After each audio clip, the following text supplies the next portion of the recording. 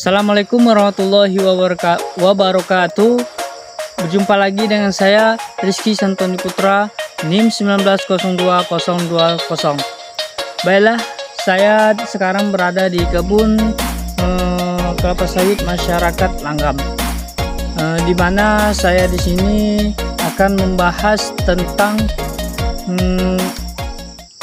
persaingan interpasifik dan intrapasifik.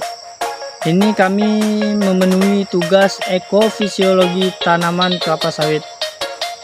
Baiklah, minggu lalu kita sudah membahas masalah tanaman kelapa sawit, bagaimana melakukan pertumbuhan perkembangan biak di TBM maupun di TM.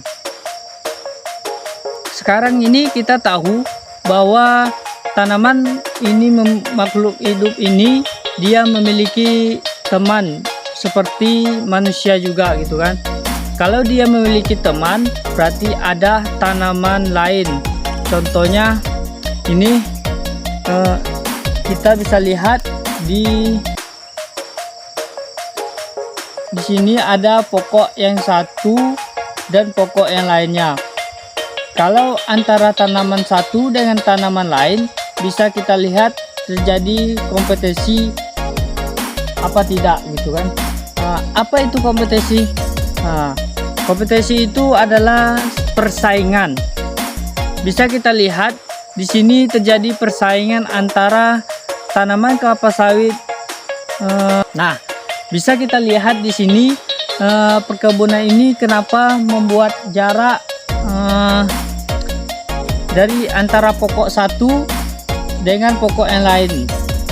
Itu memiliki jarak tertentu, perkiraan jarak sekitar 8 sampai 9 meter. Tujuan pembuatan jarak ini adalah supaya jangan terjadi kompetisi yang berlebih-lebihan. Ada dua kompetisi yang akan terjadi, yang terjadi. Yang pertama yang namanya kompetisi interpasifik. Kalau interpasifik ini yang artinya dari antara pokok kelapa sawit dengan tanaman lainnya gitu.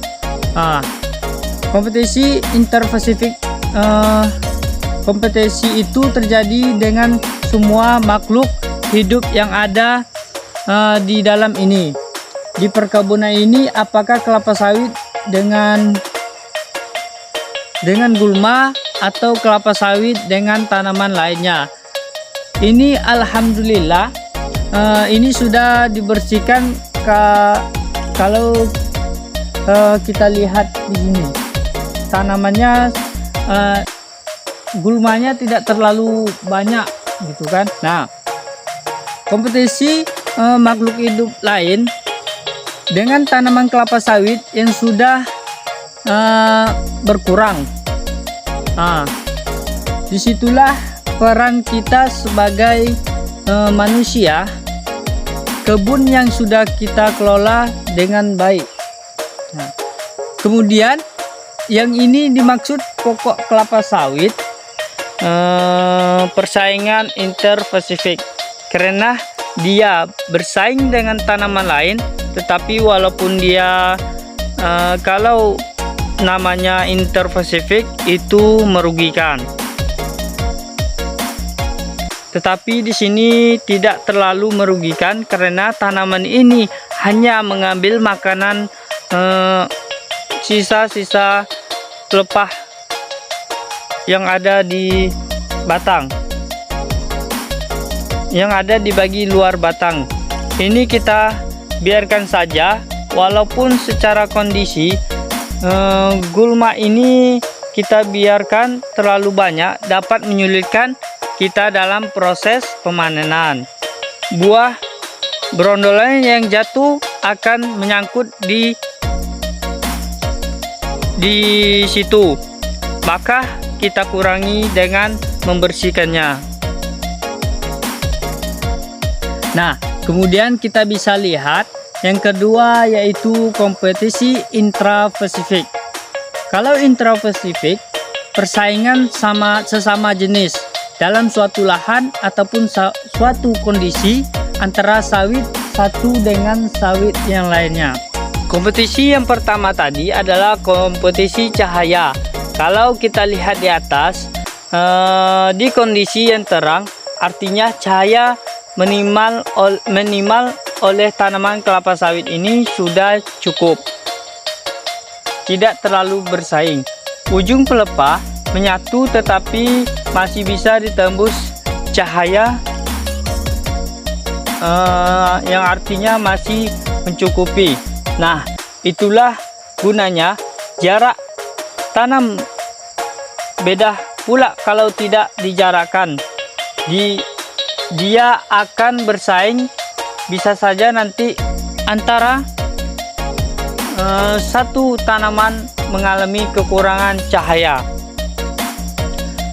Cahaya perlu, kenapa?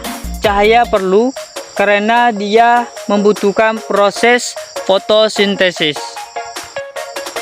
Nah, kemudian nutrisi bisa kita lihat, ini jenis perkebunan yang sudah dikelola dengan baik untuk mencukupi nutrisinya. Misalnya kita lihat piringan ini orang menaburkan tangkos untuk menjaga kelembaban dan untuk menghasilkan nutrisi yang cukup. Bawah kita tahu dari tangkos ini, dari tangkos ini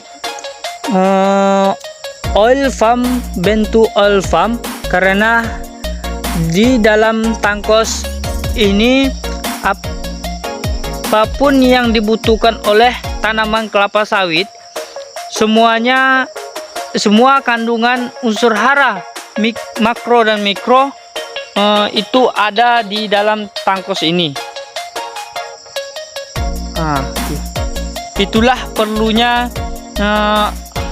perkebunan kelapa sawit ini butuh nutrisi yang mencukupi. Baiklah, mungkin hanya itulah analisa saya yang saya tahu tentang pelajaran ekofisiologi. Pertemuan kali ini membahas tentang persaingan interpasifik dan intrapasifik. Mungkin hanya itulah yang bisa saya sampaikan. Lebih dan kurangnya saya mohon maaf. Mudah-mudahan video ini bermanfaat untuk yang melihatnya atau yang mendengarnya. Saya